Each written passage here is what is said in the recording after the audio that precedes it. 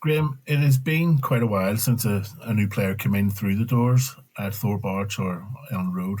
Um, what does this say about the strategy around the ownership and the way that they're dealing with transfers, particularly at this stage with with promotion and the move up into the Premier League? What are you taking from this kind of, I say slow process, but I think there's probably a better way of putting it.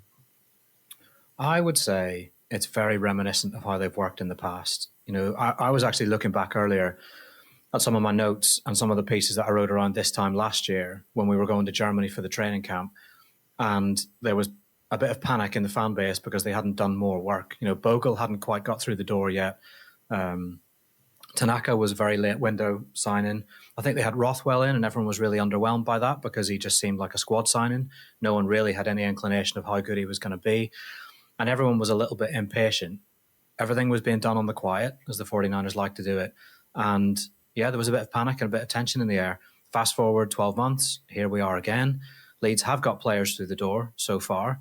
But because of the sheer scale of the work they need to do, I think people are impatient or worried, or however you want to describe it.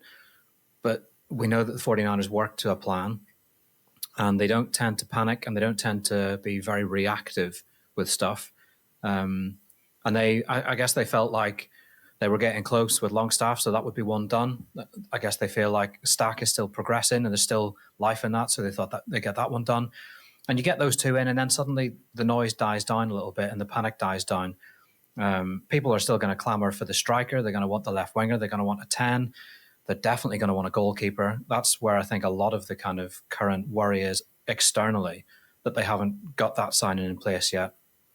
What we know of that is that it has taken Leeds longer to get everybody on the same page and to get a consensus on who it is exactly and what it is exactly they want from a keeper this summer. With other positions, they had targets, I think, and shortlists that were fully formed far, far earlier than when it came to the goalkeeper.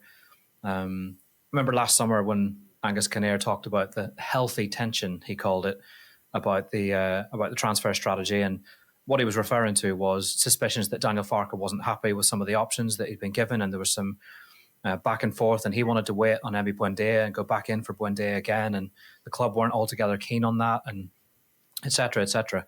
Kinnear summed it up as healthy tension that he thinks always exists between a recruitment department and a manager. What we're hearing is that there's been a lot less of that this summer. There's been a lot more agreement, a lot more in accordance. But when it comes to a goalkeeper, there's been a bit more of a spirited debate, shall we say, and that's perhaps why they haven't got one in just yet.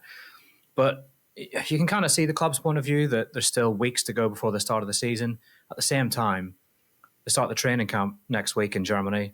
Farke will want the building blocks in place so that they can really build the foundations for a survival bid. Every manager wants the bulk of their new signings in for at least the training camp and the bulk of their friendlies. So, there's a bit of work to be done yet. We very often in the summer kind of not try to play down or pour water on people's worries or tensions around transfers. We sometimes kind of will often do a story saying, this is a process that things have to go through from the recruitment, identifying players and get before you get to the point where they're holding up the shirt on the Elm Road pitch. But it's fair to say this time around there probably should be genuine concerns compared to last year where they'd got close to promotion. There was only really a couple of tweaks that were needed. Obviously, a few players left because of the contracts that were on, and a few came back in. So there's a bit of difference between last season. This year, it's very, very obvious that they need to recruit, and they need to recruit really well before they end up being, Sheffield United or Ipswich or any of those other teams who've come straight back down over the past few years. Yeah, absolutely. I mean, a balanced view is that you don't want to rush into anything and you want to make sure you get the right players. But at the same time, you cannot afford to get off to a bad start in the Premier League, not as a team that is... And let's make no bones about it. no one at Leeds United is talking about anything other than 15th, 16th being an absolute triumph of a season, next season. And it would buck the trend recently of newly promoted sides being fish out of water, floundering all season and just getting smacked about the place left, right, and centre. Leeds are trying to be realistic, and they're trying to sign players that they think will help them dig in and be difficult to beat, be good in the air, be good at defending set pieces, good at attacking set pieces, that will actually lay a glove on opposition teams when the opposition has the ball, which a lot of times last season, the bottom three did not do that. They weren't intense enough. They didn't press enough. They weren't nasty enough. Russell Martin's talked about it. He says that one of his mistakes was not getting that kind of nastiness and physicality into the summer or into the tactics, making first contact quicker. Leeds are being realistic and trying to put a team together to do that. But I completely understand why supporters are concerned when you don't have your goalkeeper in yet. Now, a goalkeeper, I don't think, needs as much adaptation time to a team's tactical setup as a number 10 would or as a number 8 would. His positioning is almost entirely game dependent, depending on where the ball is on the pitch. That's where he's going to be positioning himself to be prepared for. There's two types of goalkeepers now. If they're going to play the ball and they play it from the back, you want a goalkeeper who can do that. And if you're not, it doesn't matter. So that's your two real options there, really, isn't it?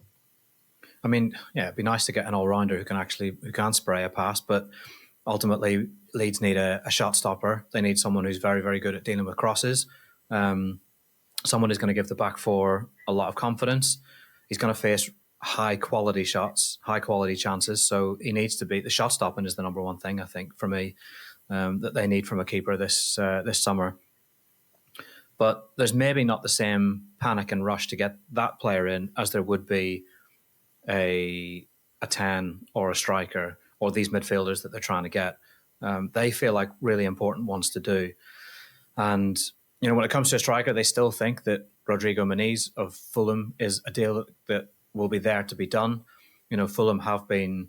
they've been quite clear that they wouldn't sell, or they wouldn't sell for any amount of money, but I think there's a feeling at Leeds that things might change, and that there will be an opportunity there.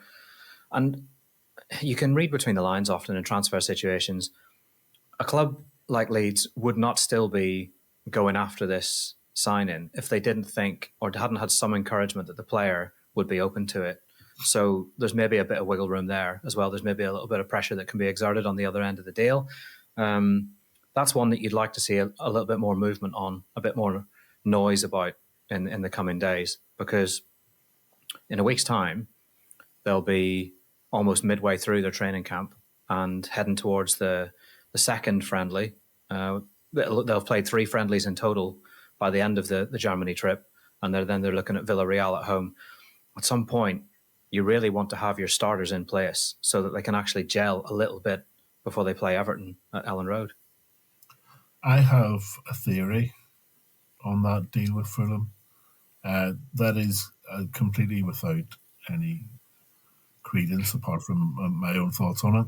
They're in the market for another striker. My feeling is that they're potentially concerned that when they go in for any of those strikers, that the opposing team know that they've got £20 million extra in their back pocket, having sold or 30 or 30 or 35 whatever it may be. So I think there's a possibility that they want to get somebody through the door first, so that they don't have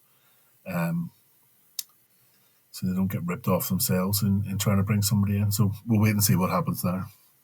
Yeah, I absolutely think that is a factor. You quite often hear, when you talk to people at football clubs during the summer, there's a reticence to discuss fees quite a lot of the time when it comes to the money coming in, because they're worried that everyone thinks, well, Leeds have got loads of money, we can hike the price up. It often feels like there's a little bit of a Leeds tax going on in the market, or there has been in recent years when they've been quoted for certain players. So I could well see a situation where Fulham want to make sure they've got a replacement in, first of all for their squad to make sure they're covered, but also so that they don't end up paying over the odds. Yeah, I could well see that.